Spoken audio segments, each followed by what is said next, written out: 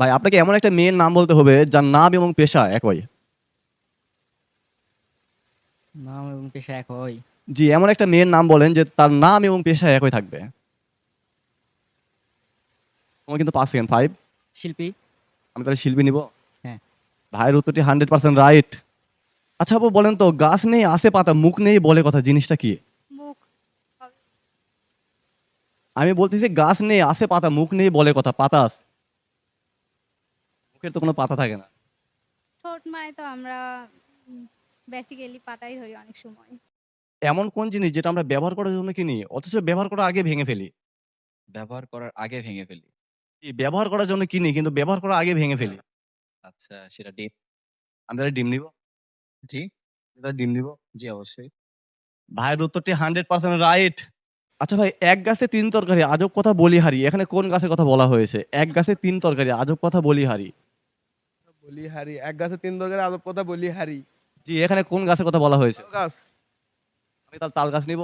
জি, আপনি তাল গাছ লক করতে পারেন। এখানে কেমন করে তাল গাছ হয় একটু বোঝায়? তাল গাছ আপনার তালের যে ৩ টা শ্বাস হয়, কিন্তু এক গাছে ৩ তরকারির কথা বলতেছি। এক গাছে ৩ তরকারি।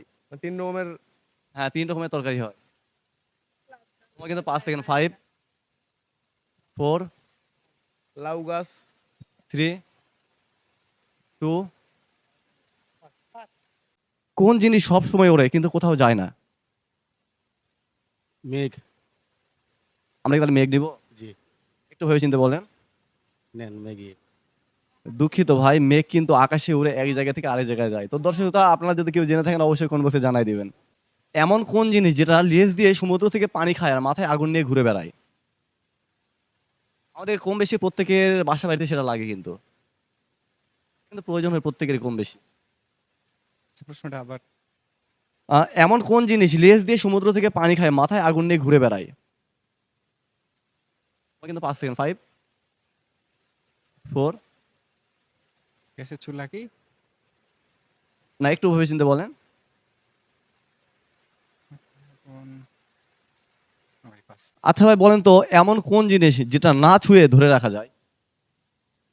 না, ধরে রাখতে জি, এমন কোন জিনিস যেটা আপনি ছুঁচ্ছেন না কিন্তু ধরে রাখতেছেন?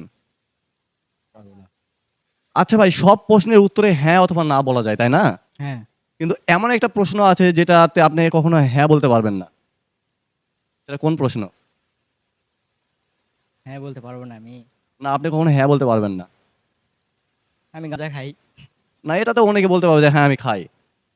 উম কিন্তু এমন একটা প্রশ্ন আছে যেটাকে আপনি প্রশ্ন করা হলে আপনি কখনো হ্যাঁ বলতে পারবেন না।